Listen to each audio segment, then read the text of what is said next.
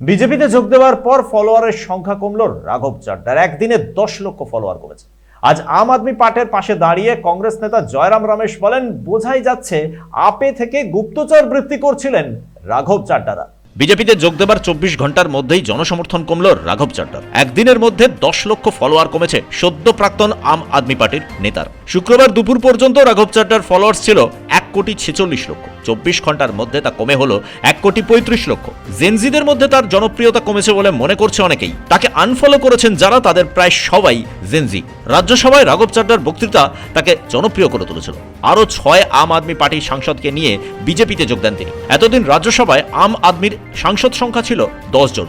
7 জন বিজেপিতে যোগ দেওয়ায় তাদের সদস্যপদ খারিজের আবেদন করতে পারে আম আদমি পার্টি। এরই মধ্যে কাল কলকাতায় মমতা বন্দ্যোপাধ্যায়ের হয়ে প্রচারে আসছেন অরবিন্দ কেজরিওয়াল। তবে আজ কংগ্রেস নেতা জয়রাম রমেশ বলেছেন, বোঝাই যাচ্ছে গুপ্তচররা দলেই ছিলেন। এতদিন পর প্রকাশ্যে এলেন। রাঘব চাড্ডারা বিজেপির সঙ্গেই ছিলেন। বিজেপি আসলে ওয়াশিং মেশিন। ব্যুরো রিপোর্ট, পূবের কলম ডিজিটাল।